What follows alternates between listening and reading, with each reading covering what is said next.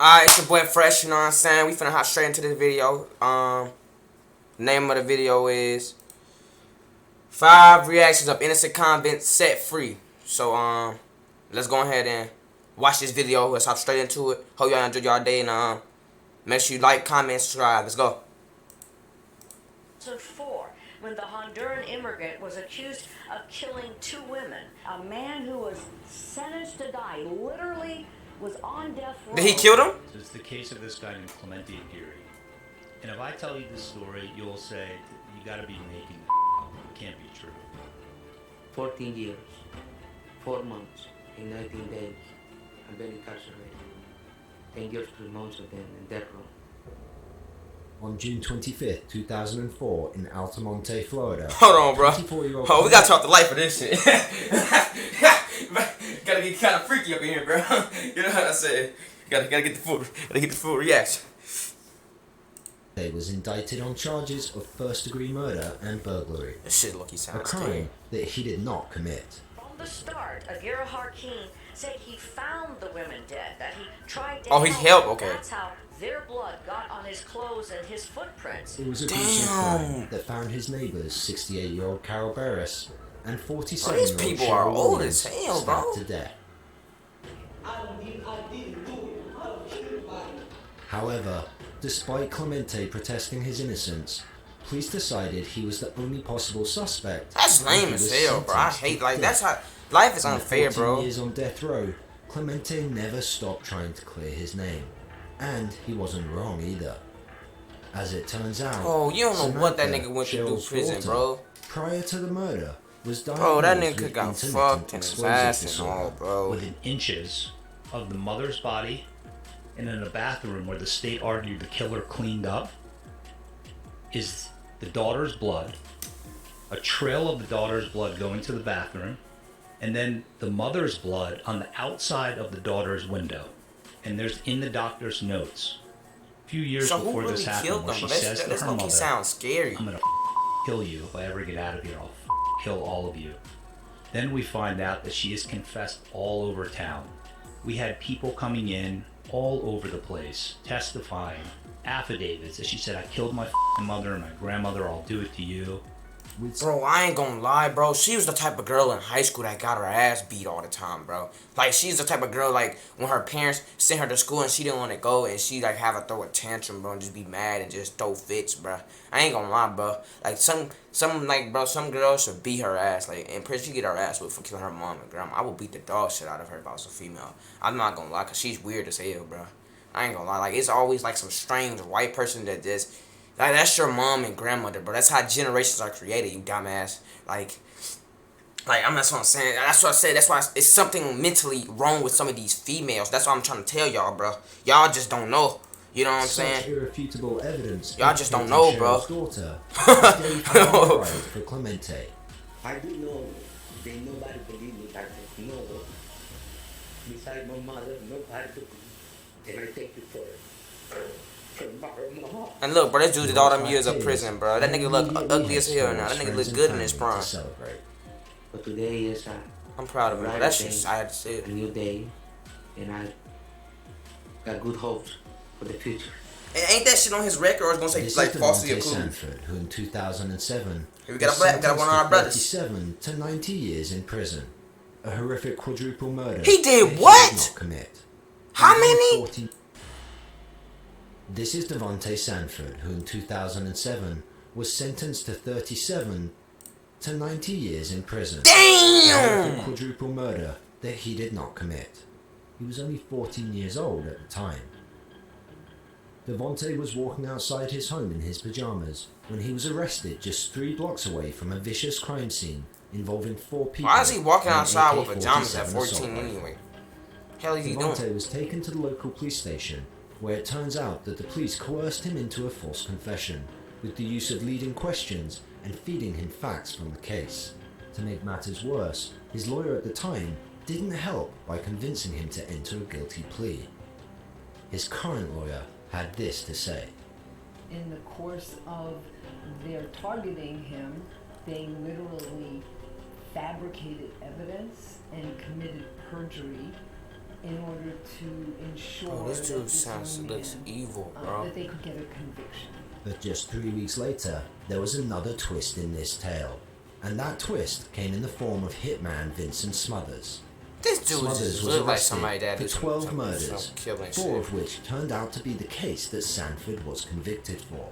The lack of action from the justice courts got the attention of the Northwestern Center of Wrongfully Convicted Youths, who pushed to reopen the case, which led to DeMonte's freedom in 2016. So what do they do when the people, you know what I'm saying? What do they do when the people get, you know, Interestingly enough, when they waste all their time and DeMonte they don't give them like Stanford no to money one or nothing? Like, bro, you particular just person gotta for his come in freedom. life. Smothers. Look at him, bro. He look like the type of nigga get his ass whipped in prison. Not the cops. The cops took advantage of him. It's because of this man. That man was a good dude though. Walking, breathe, He did that so dude wouldn't have to go through you the know, charges. be at peace. As it turns out, all that time spent wrongfully incarcerated may have taken its toll on Sanford, who found it hard acclimatizing back into regular society. New and serious trouble for Devontae Sanford. The 25-year-old was convicted of murder here in Detroit, then exonerated and released from prison. He was arrested for assault in 2018, and this time there was no hitman to take the heat. Bro, cause they messed him up when he was young, In bro. 1991, That's all he Queens, knows New now. York, all he 19-year-old Gregory know. Counts and 21-year-old Van Dyke Perry were sentenced to life in prison for a crime they did not commit. The victim was Ah, held sit there at and knife cry, point bro. out front of her Queens home, thrown into a car, and driven to Central Park, where she was then raped multiple times. She claimed that the men responsible were Counts, Perry, and a third unknown man. In 2017, Listen, bro. Listen, I after understand, having like, already served rape is like kind of like crazy, bro. Cause like rape can really go either way, bro. I mean, rape is really kind of scary. That's why I sometimes like, especially with human sex trafficking. Human sex trafficking can happen to anybody, but especially happen with women. It's like in strip. That shit is like scary, bro. Like it's like a Jeffrey Dahmer, like hypnotize, like giving you drugs you're not knowing you're at, basically. But he's not, you know, your brain and all doing all that other weird shit. But yeah, you know what I'm saying.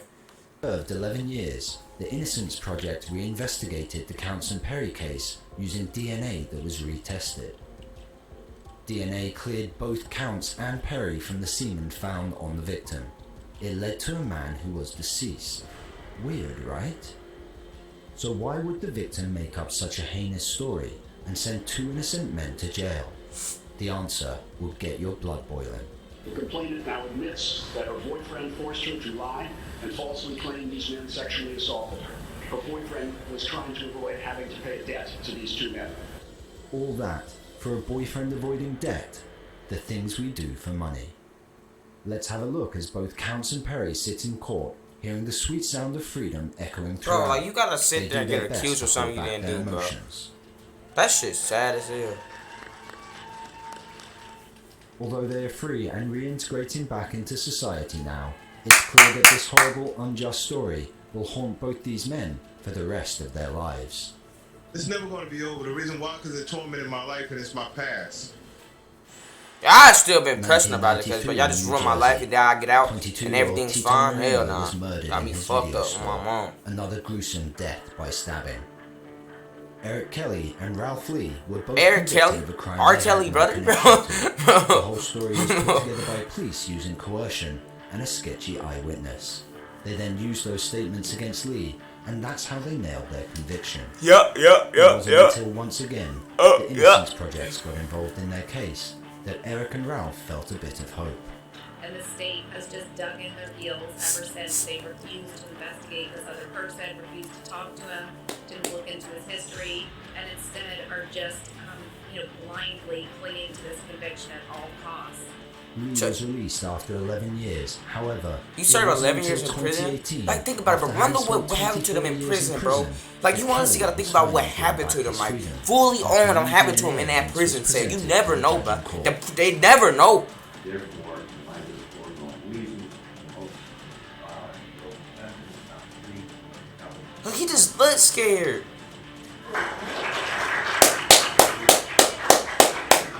Interestingly enough, we find Judge Joseph You look Patelli kinda sweet in now. full Karen mode.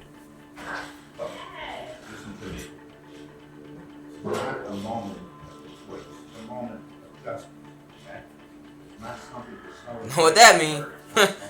You're not sure about you, but freedom after 24 years of wrongful incarceration seems like a good reason to celebrate.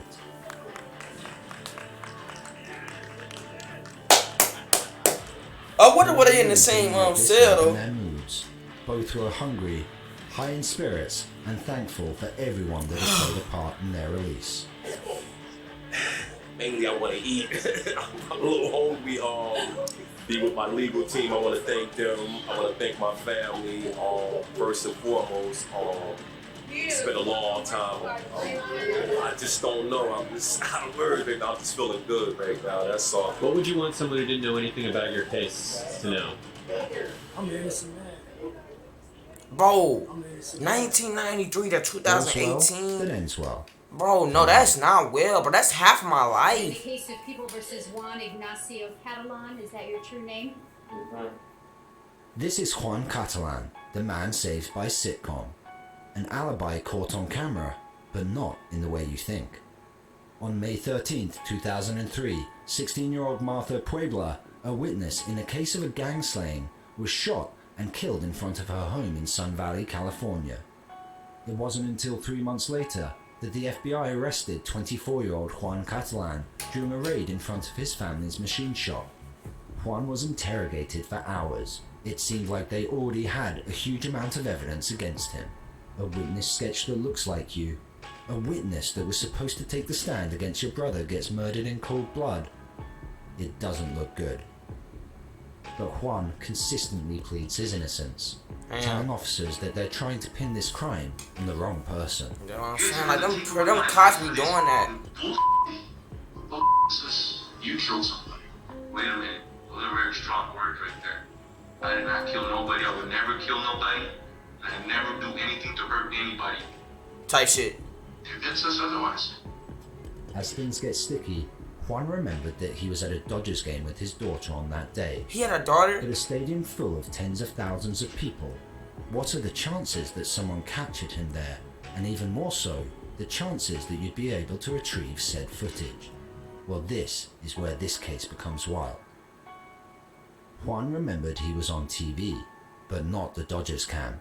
It just so happened that Larry David, the creator of Seinfeld and star of the HBO show Curb Your Enthusiasm, was shooting an episode in the exact same aisle as Catalan's daughter. The episode was that I picked up a hooker in the carpool lane and took her to Dodger Stadium. Oh, this dude's a type G, bro. That's gonna pimp on my mom. Access to the footage of that episode and ran the tapes.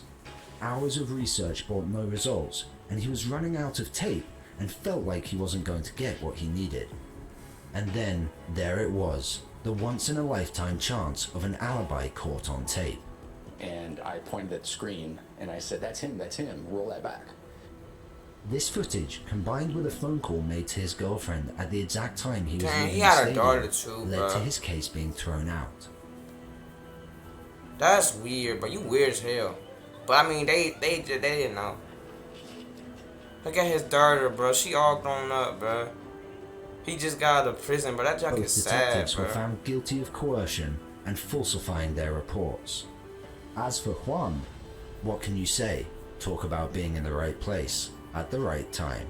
From getting the tickets on the day of to being caught on camera, well, what are the chances that out of 58,000 seats, they're filming on my aisle?